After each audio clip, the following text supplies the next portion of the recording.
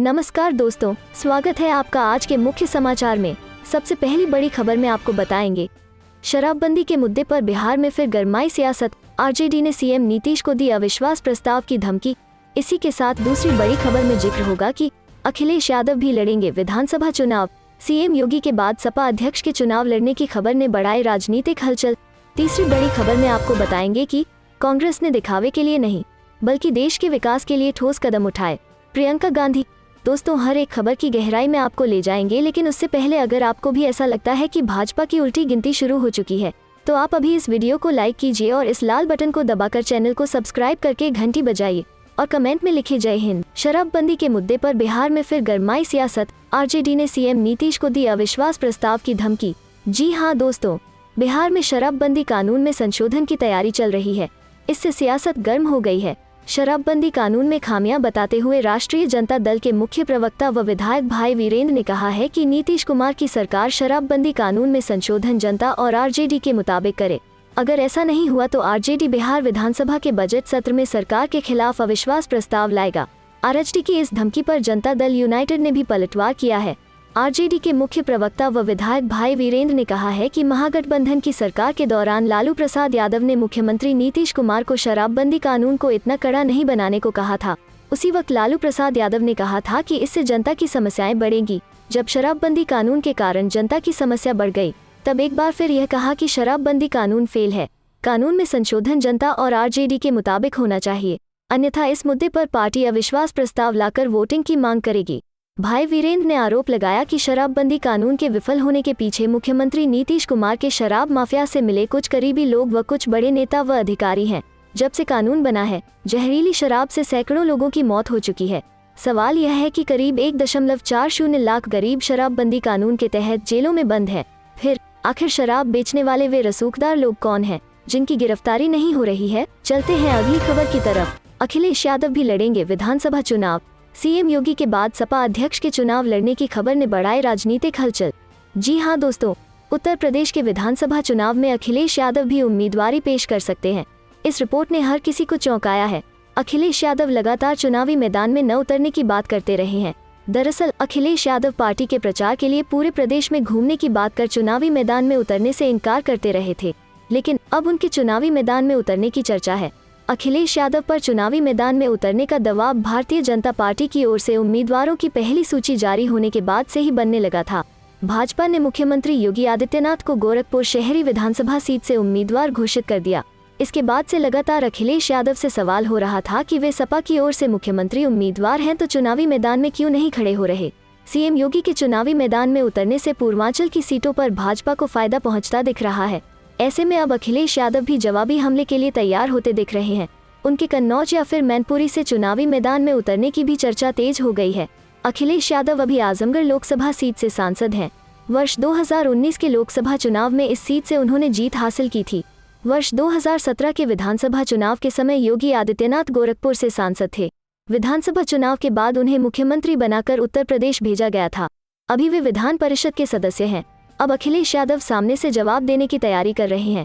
वे संदेश देना चाहते हैं कि अगर वे मुख्यमंत्री के उम्मीदवार हैं तो वे सांसद रहते हुए भी चुनावी मैदान में उतरकर सामना करने को तैयार हैं।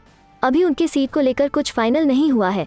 मुख्यमंत्री के चेहरे को चुनावी मैदान में उतारने का फायदा पार्टी को मिल सकता है। भाजपा उन्हें उन्हीं के गढ़ में घेरने की कोशिश करेगी। ऐसे में वे पश्चिम बंगाल जैसी स्थिति यहाँ पैदा कर सकते हैं। जिस प्रकार से ममता बनर्जी ने नंदीग्राम सीट पर भाजपा के तमाम नेताओं का ध्यान केंद्रित कराकर पूरे प्रदेश में अपने पक्ष में माहौल बना दिया था, कुछ वही प्रयास अखिलेश भी कर सकते हैं।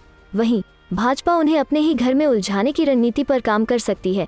हालांकि चुनावी मैदान में बड़ा चेहरा के उतरने का असर आसपास की सीटों पर भी पड़ना तय माना जा रहा है। चलते हैं अगली खबर की तरफ। कांग्रेस ने दिखावे के लिए नहीं बल्कि देश के विकास के लिए ठोस कदम उठाए, प्रियंका गांधी।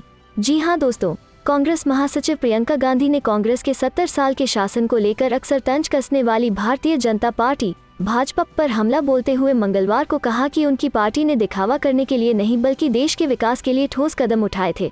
प्रियंका ने फेसबुक लाइव के जरिए लोगों के सवालों के जवाब देते हुए कहा, भाजपा अक्सर यह सवाल करती है कि कांग्रेस ने अपने 70 साल के राज में आखिर क्या किया। अगर आप देखें तो इन वर्षों में बहुत सी उपलब्धियां हासिल की गईं।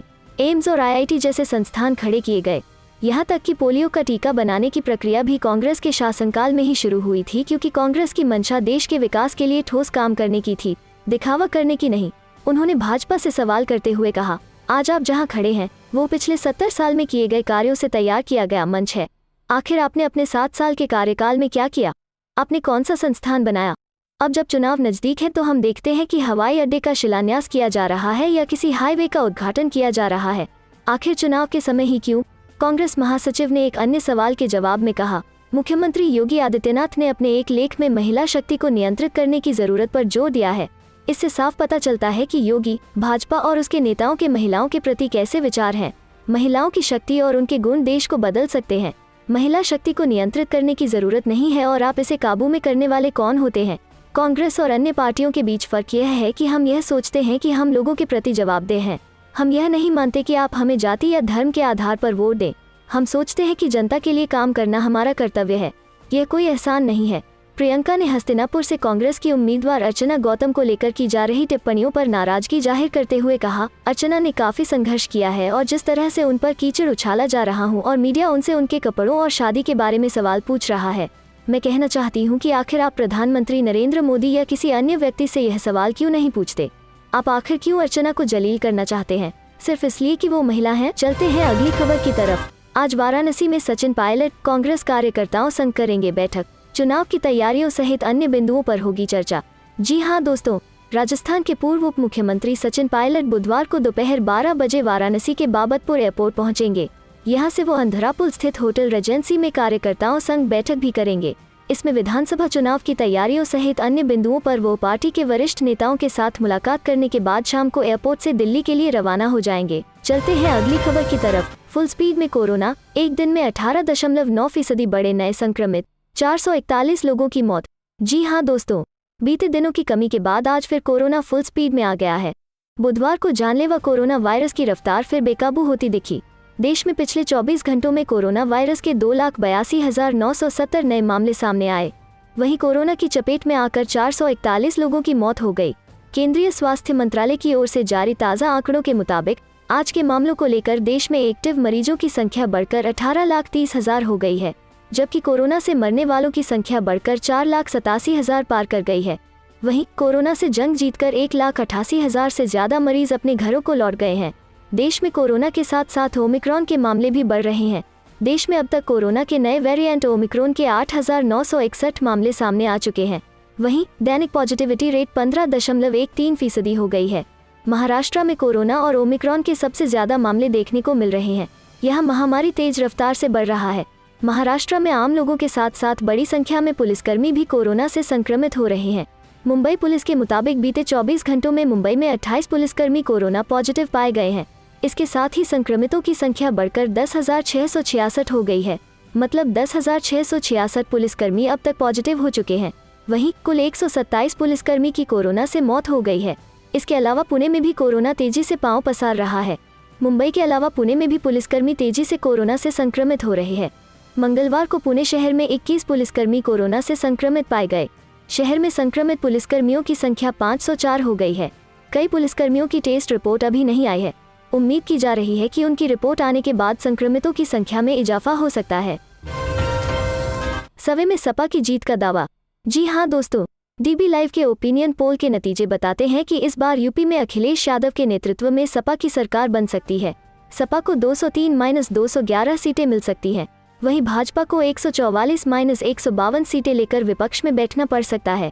बीएसपी को 12-20 सीटें मिलने का दावा किया गया है, तो वहीं कांग्रेस को भी 19-27 सीटें मिल सकती हैं।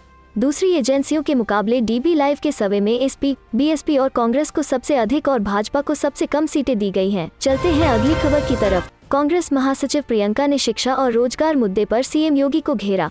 कहा, 5 वर्षों में यूपी में 16.5 लाख युवाओं की नौकरियां गईं। जी हां दोस्तों, कांग्रेस नेता प्रियंका गांधी वारा ने मंगलवार को उत्तर प्रदेश में रोजगार और शिक्षा के मुद्दों पर योगी आदित्यनाथ सरकार पर बड़ा आरोप लगाया। एक मीडिया रिपोर्ट का हवाला देते हुए उन्होंने कहा कि यूपी में पिछले 5 वर्षों में 16.5 लाख युवाओं ने अपनी नौकरी खो दी और 4 करोड़ लोगों ने नौकरी की उम्मीद छोड़ दी। उन्होंने युवाओं से आगामी विधानसभा चुनावों में इस मुद्दे पर सरकार को कड़ा जवाब देने का आह्वान किया। भाजपा से निष्कासित हरक सिंह रावत को लेकर उत्तराखंड के पूर्व सीएम और कांग्रेस नेता हरीश रावत ने कहा कि अगर वो हरक सिंह कांग्रेस पार्टी छोड़ने की अपनी गलती स्वीकार करेंगे तो हम उनका स्वागत करने के लिए तैयार हैं। वहीं इस पर हरक सिंह ने कहा कि मेरी आज सुबह बातचीत हुई है। वे हरीश रावत आगे बताएंगे कि क्या होगा। उन्होंने कहा कि वे मेरे बड़े भाई हैं, मैं अपने बड़े भाई से 100 बार भी माफी मांग सकता हूँ। कांग्रेस पार्टी का अपना निर्णय है। 2016 में परिस्थितियां अलग थी। वहीं दूसरी तरफ पंजाब विधानसभा चुनाव को लेकर आम आदमी पार्टी ने मंगलवार को अपनी तरफ से सीएम कैंडिडेट की घोषणा कर दी है। बता दें कि पंजाब विधानसभा चुनाव के लिए आप की तरफ से भगवंत मान सीएम पद का चेहरा होंगे। गौरतलब है कि आगामी 20 फरवरी को पंजाब में विधानसभा चुनाव होना है।